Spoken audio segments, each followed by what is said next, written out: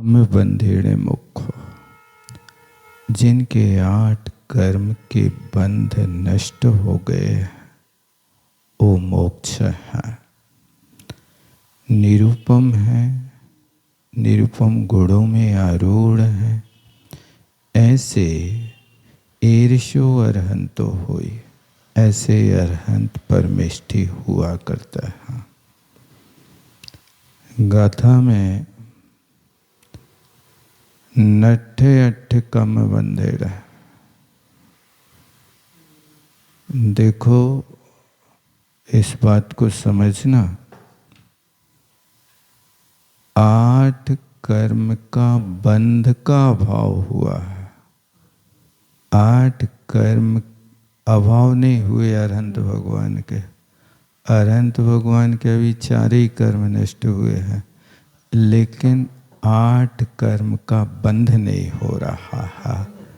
क्योंकि एक सातावेदनी का बंध होता था, तो वो सातावेदनी का बंध तो एक समय की स्थिति वाला है, वो बंध की कोटि में आ नहीं रहा।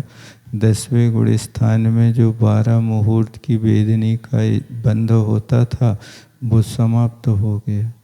इस अपेक्षा से बंध शब्द डाला, इसको समझना। क्योंकि अरहंत भगवान के 8 कर्म का बंध माने कसाय से बंध होता था, वो कसाय समाप्त हो गई, तो उससे 8 प्रकार के कर्म का बंध समाप्त हो गया। नहीं, अभी तो 13वें गुण स्थान, क्योंकि अनंत ज्ञान अनंत दर्शन 13वां 14वां दोनों रहेगा। लेकिन जब 13वें गुण 14वें गुण स्थान में रहेंगे, तो फिर व्याख्या कोई वस्तु नहीं बचेगी। क्योंकि 14वां गुण स्थान ठहरने का नहीं है, गमन का है। इस अपेक्षा से यहाँ पर मूलतः 13वां गुण स्थान होता है, जहाँ समोसरण आदि लगता है। अरहंत का लक्षण बताया जा। 14वें में भी अरहंत रहते हैं। जब तक उनके आघाती कर्म क्षय नहीं हुए, तब तक रह सकते हैं। अब 13वें गुण स्थान में वो बंध का प्रत्यय किससे हो रहा है, आप इस पर विचार करो। जो बंध हो रहा है, उस सांप्रदायिक बंध की मुख्यता से माना जाता है। उनका ईर्यापत का बंध है। वो ईर्यापत बंध अब बंध की कोटि में नहीं होता है, एक समय की स्थिति वाला है। और स्थिति एक समय की, चूँकि कोई कर्म की होती नहीं है, स्थिति बंध जो होता है वो अंतर्मुहूर्त से कम का कोई होता नहीं है। इसलिए उन्होंने कहा निरिस्थिति त्रिपल्योपमांतर मुहूर्त है। अंतर मुहूर्त की स्थिति से कम होता नहीं। एक समय की स्थिति का ये बंध नहीं है। ये तो आया और लौट गया। क्योंकि ना इस कर्म में बंधावली पड़ रही, ना उदयावली पड़ रही, ना इसके पास सत्ता बन रही। क्या बनेगा? कर्म बंध वो कहलाता है जो कम से कम एक आवली ठहरे, और एक आवली ठहरने के बाद फिर उसकी बंध व्यवस्था बनती है, उसी की सत्ता बनती है। अब यहाँ पर न एक आवली का भी समय नहीं है, इसलिए वो बंध अबंध की कोटि में आता है। इसलिए 13वें गुण स्थान में साता असाता को कहा कि यहाँ असाध साधरूप परिणमति। 14वें गुण स्थान में ये नियम लागू नहीं होता, क्योंकि 14वें गुण स्थान में असाता सात रूप में परिणमन नहीं करेगी।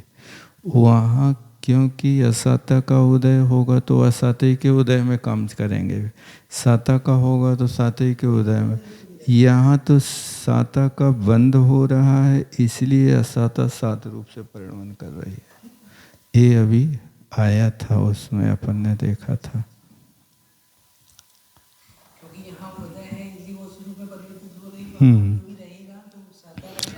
अरहंत का स्वरूप बताते समय ये भ्रम में नहीं पड़ जाना कि नट्ठे अट्ठे कम। नठ अठ कम बंधेड़ा। ये बंध शब्द कह रहा है कि बंध से मुक्ति हुई है, अभी सत्ता और उदय से मुक्ति नहीं है। ये बंध शब्द बहुत मार के कहा।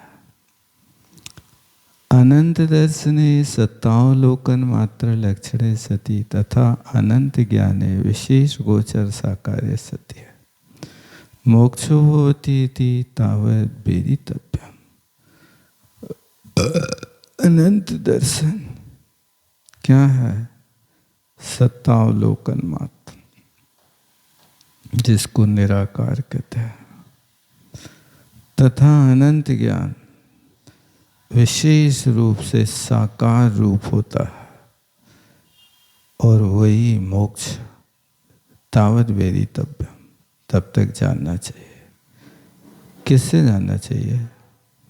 नष्टे अष्ट कर्म बंधे न, अष्ट कर्म का बंध जिनको समाप्त हो गया।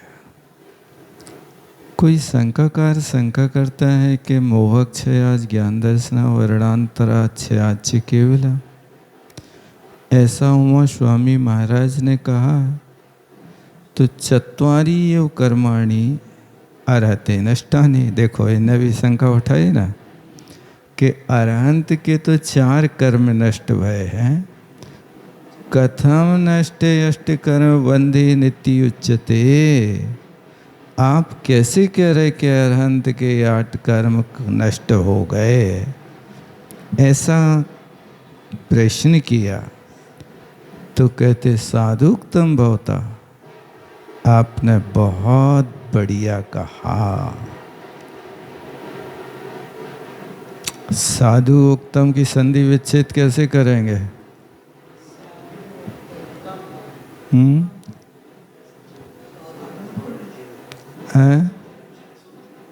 साधु उक्तम की संधि विच्छेद कैसे करेंगे?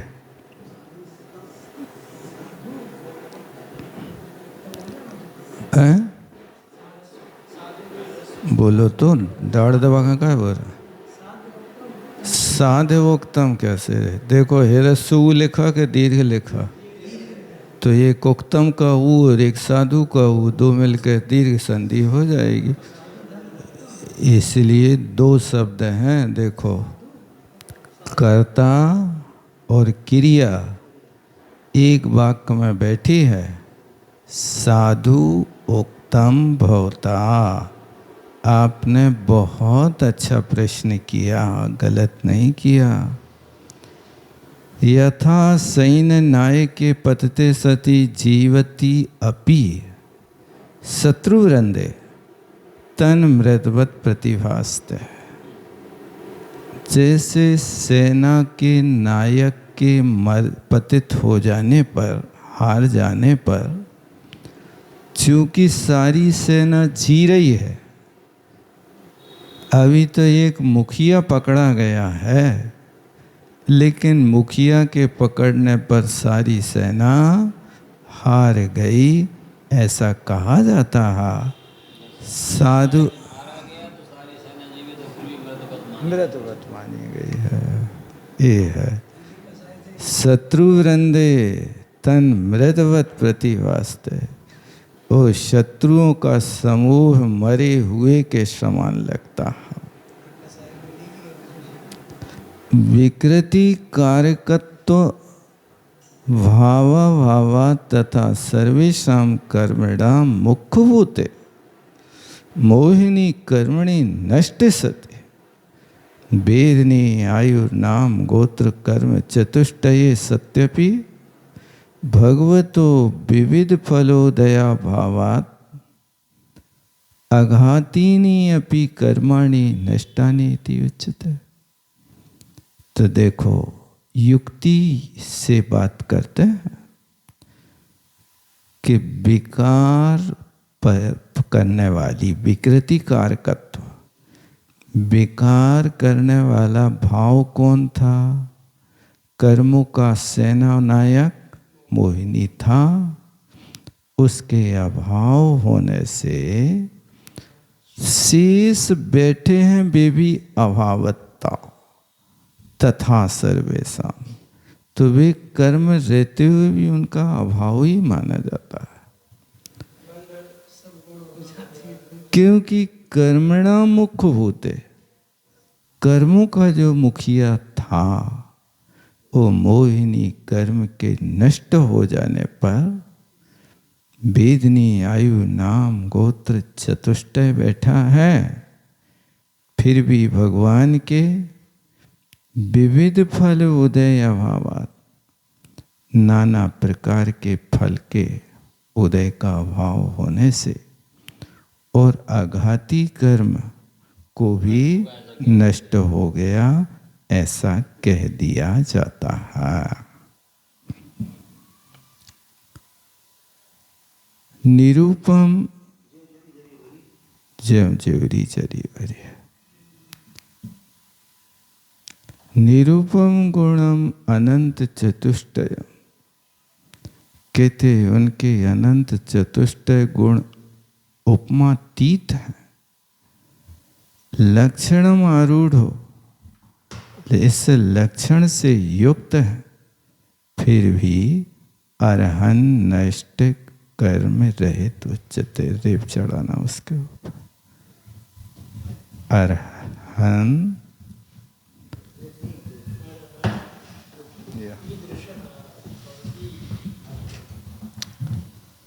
अरहंत के कर्म नष्ट हो गए, ऐसा कहा जाता है। देख नहीं रहा,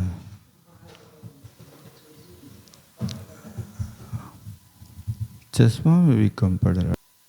अरहन ईदृशो भवती थी, अरहंत ऐसे होते हैं। मुक्त ये उपचरित है, उपचार से उनको जीवन मुक्त कहा जाता है। अब मोक्ष के निकट ही है, ये कहने का अभिप्राय है। जरवाहि जन्म मरणम चौगे गमनम च पूर्ण पावण, तूर्ण दोष कम में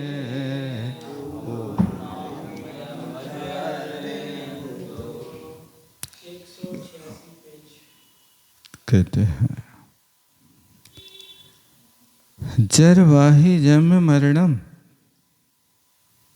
बेअरहंत भगवान कैसे हैं?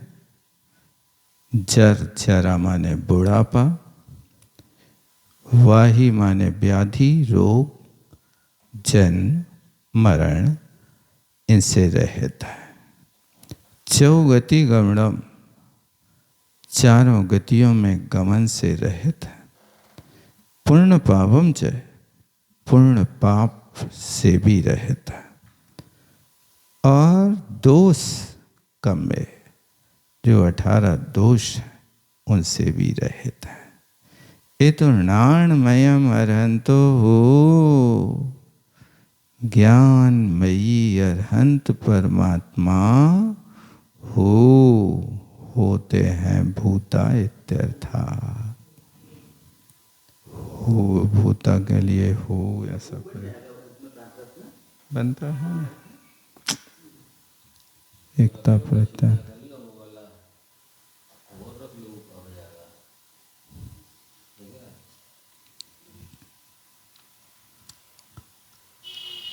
जराम हत्वा, हत्वा क्रिया सबके साथ लगाना।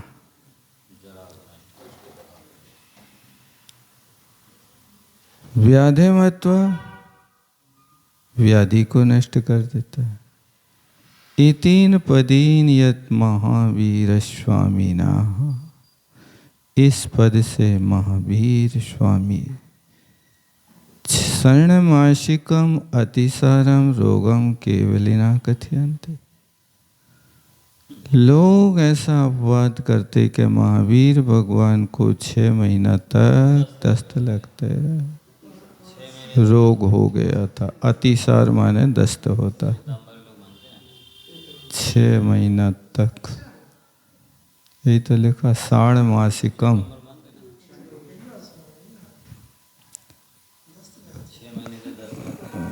मतलब व्याधि से रहित हैं, तो उस व्याधि के विषय में बता रहे कि वरहंत तो व्याधि से रहित होते हैं। क्या करना? उनका सिद्धांत है श्वेतांबरों का। अपने यहाँ तो सोच ही नहीं होती, जन्म से ही नहीं होती उनके लिए तो। हाँ, अभी बताएंगे आगे।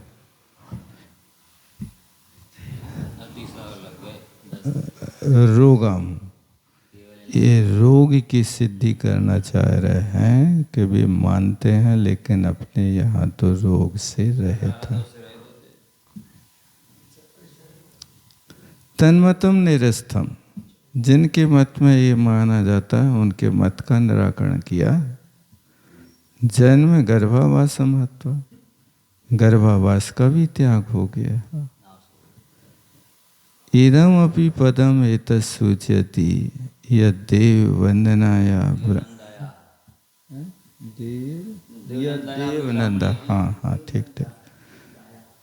इससे ये सूचित होता है कि जो देव नंदा नाम की ब्राह्मणी, उस ब्राह्मणी के उदरात पेट से वीरम निष्काश महावीर को निकाल लिया और क्षत्रिय या उदरे, क्षत्रियाणी के उदर में प्रवेश करा दिया।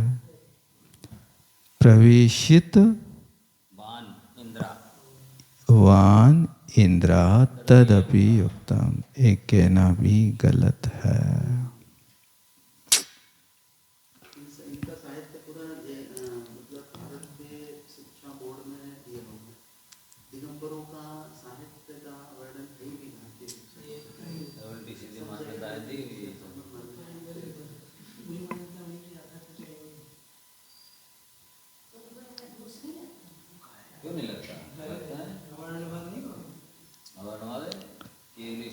विपरीत मिथ्यात्व का कथन है।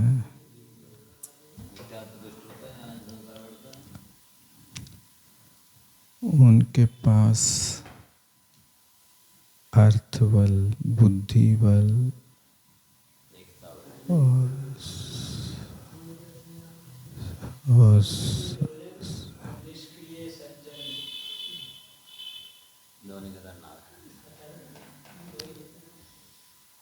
और इनके पास सब कुछ है। और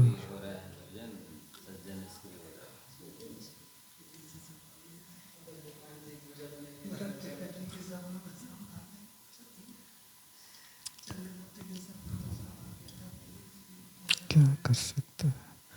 आगे तो और विषमता आने है भैया, क्षीणता तो और बढ़ती ही जाना, विकास तो होना नहीं, कुछ कर नहीं सकते हम।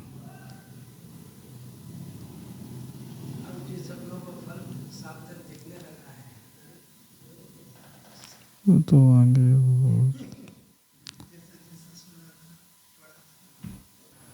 जीव का कर्मों के अधीन होना वृथा है, ऐसे ये दोष का सद्भाव है।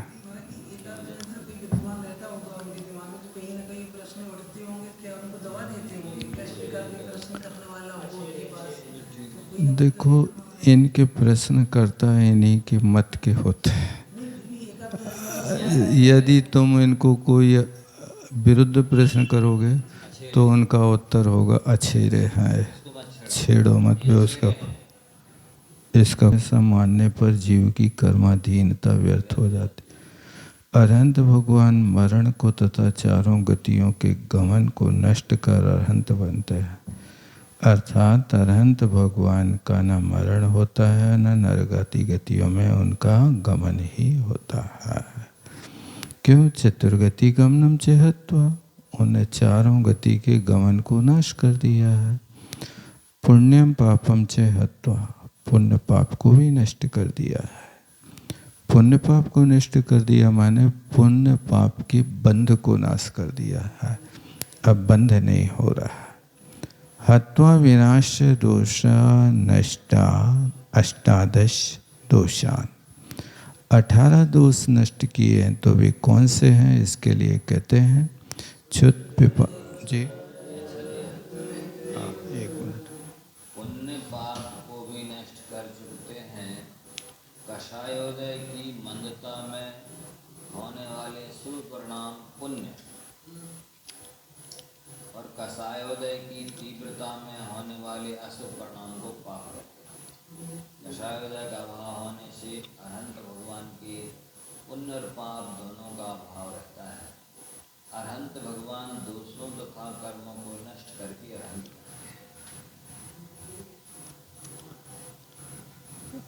मतलब सो परिणाम से पुण्य का वो बंद होता है, ये कहने का मतलब है। कषायोदय की मंदता जो हो रही है ये विशुद्धि कहलाई, और विशुद्धि से पुण्य कर्म का बंध होता है। तीव्रता होगी तो पाप कर्म का बंध होगा। क्षुत पिपासा जरातंक जन्मांतक भयस्मया नरागद्वेषमोहास्य यस्याप्ता सप्रकीर्तित। यस दोषा ना संति है सा आपता प्रकीर्तित है। जिसके ये दोष नहीं होते हैं वो आपता है। 14 पिपासा, जरा माने बुढ़ापा, आतंक माने रोग, जन्म अंतक मृत्यु, भय स्मय राग देश मोह, और चकार से शेष और दोष ले लेना चिंता अरति निद्रा विषाद स्वेद खेद और विस्मय। ये 18 दोषों से मुक्ति मिल जाती है। अब इनमें देखना, क्षुधा प्यास बुढ़ापा रोग, ये असाता वेदनी कर्म के उदय से होता है। जन्म मरण आयु कर्म के उदय से होता है।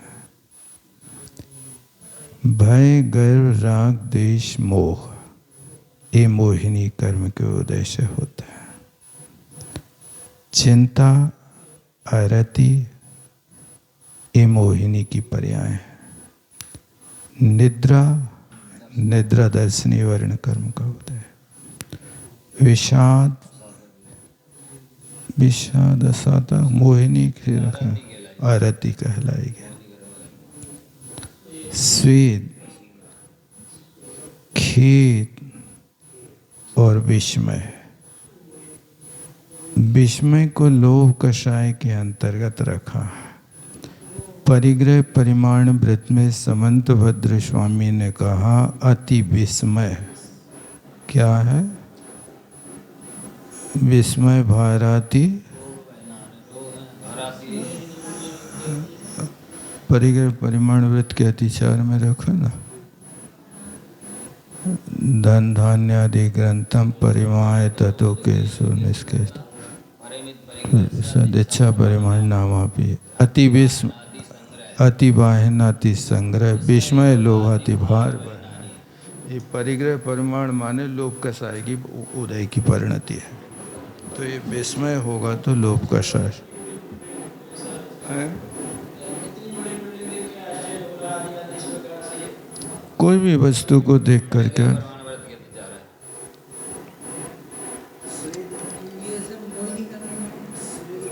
अभी पसीना भी होगा तो मोहिनी के उदय से होने वाली विकृति है। स्वेद खेद ऐसा 18 दोष है।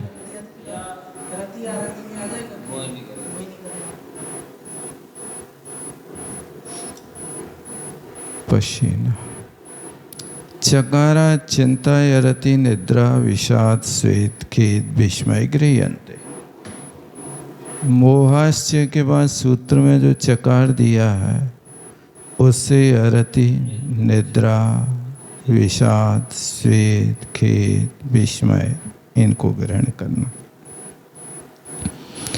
कम्मे घाती कर्माणि हंतोण हत्वा, घाती कर्मों को नष्ट कर उत्पन्न हुए। कैसे? नाणमयम ज्ञानमय, केवल ज्ञानवान अरहन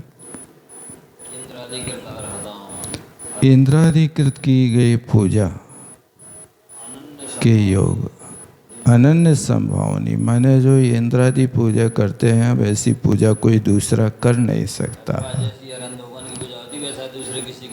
ये वीतराग अरहंत का स्वरूप है। बहुत अच्छा।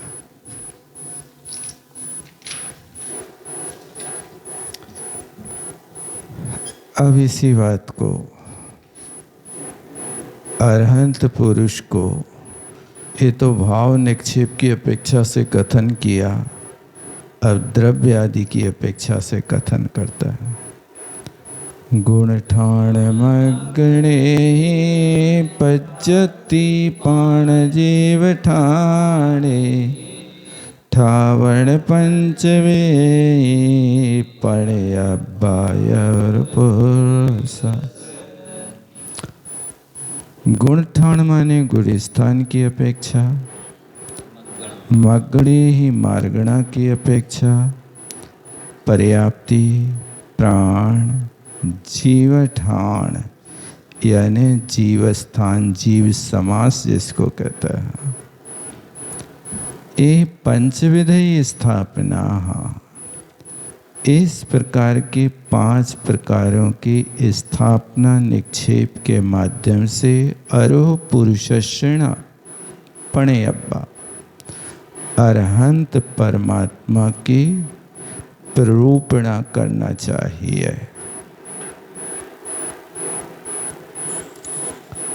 गुणस्थाने ने अरहन प्रणेतव्य योजनीय, गुणस्थान की अपेक्षा से अरहंत भगवान के स्वरूप को जानना।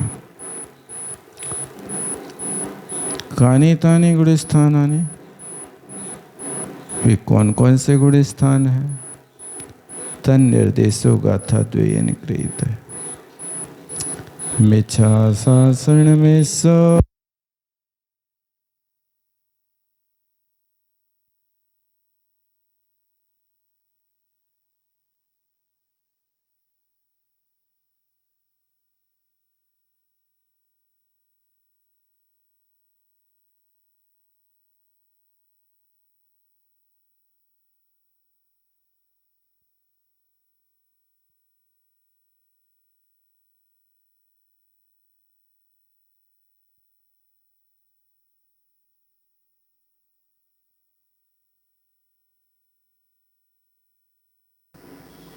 छह पर्याप्तियों के माध्यम से अरहंत भगवान को जानना चाहिए। तायपि निर्देक्षति, उनका भी कथन करते करेंगे। प्राणी 10वीं अरहन प्रणीत, 10 प्राणों से। अब ये 5 प्रकार की स्थापना के विषय में बता रहे हैं कि 5 प्रकार की स्थापना करेंगे तो ये गुणस्थान, मार्गणा, पर्याप्ति, प्राण सब चीज़ों उनमें उपस्थित होंगे।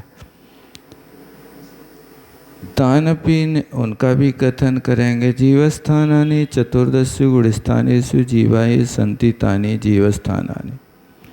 जीवस्थान 14 होते हैं। इन 14 जीवस्थानों में, 14 गुणस्थानों में जीव हैं। इस प्रकार से जीवस्थान का वर्णन करना। तानि गुणस्थान निर्देशेन ज्ञातव्यानि, उनको गुणस्थान के कथन से समझ लेना चाहिए।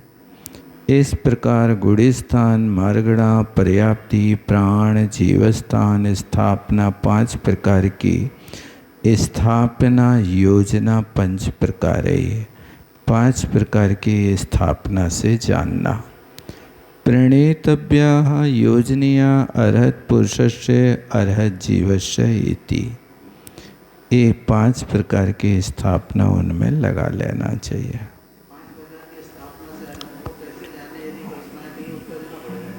इसी तरह से लगा लेना चाहिए। मतलब उसमें द्रव्य क्षेत्र काल भाव और एक सामान्य रूप से भी स्थापना लगाना। द्रव्य क्षेत्र काल भाव की अपेक्षा से इनमें ये होता है, ऐसा उसका स्थापना 5 प्रकार की। वैसे तो सामान्य से 2 प्रकार की है, एक तदाकार स्थापना और एक कथाकार स्थापना, लेकिन यहाँ 5 प्रकार से कथन कर रहे हैं, तो द्रव्य क्षेत्र काल भाव सामान्य की अपेक्षा लगाना।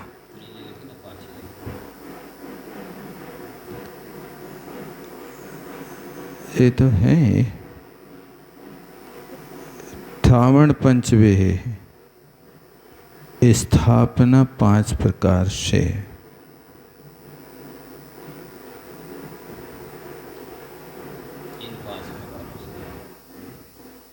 गुड़ स्थान, मार्गड़ा स्थान, पर्याप्ति, प्राण, जीव स्थान, इन 5 प्रकारों से स्थापना कर लेना चाहिए। ठीक है।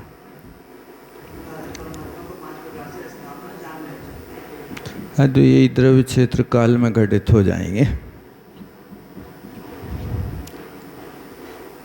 13वें गुण ठाणे सयुई केवलीय होई अरे हंतो 34 ऐसे गुणा होते 63 परिहारा। 13वें गुण स्थान में सयोग केवली अरहंत होते हैं, 34 अतिशयों से युक्त होते हैं और अष्ट प्रातिहारियों से युक्त होता है।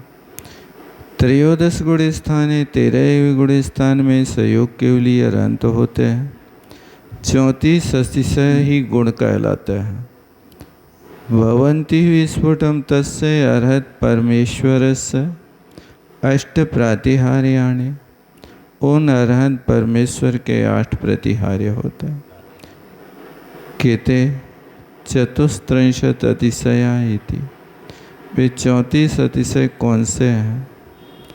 तो उनको बताते हैं कि नित्यम निश्वेदत्वम, निर्मलता, मलमूत्र रहितया, तत्पितु तत्मातुश्च मलमूत्रम न भवति।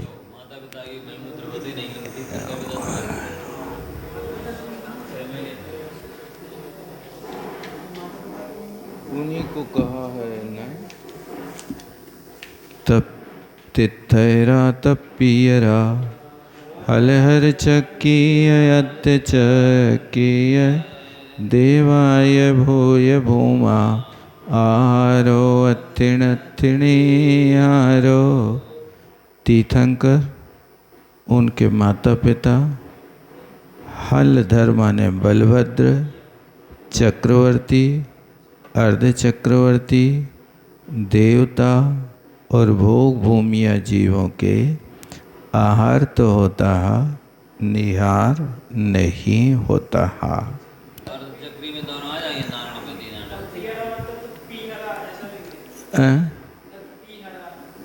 तत्पियरा, पितृ शब्द को पितरा। तथा तीर्थकराणाम, तीर्थंकरों के दाढ़ी मूछ भी नहीं होते और कूर्मश्च न भवति।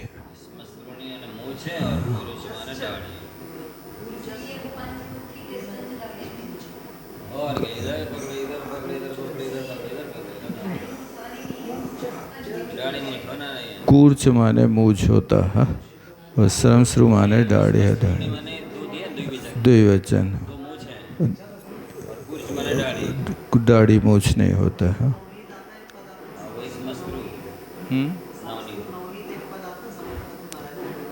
वो श्रमश्रु नवनीत वही उसी में आता था। नवनीत पीता था तो दाढ़ी मूछ में छप जाता था।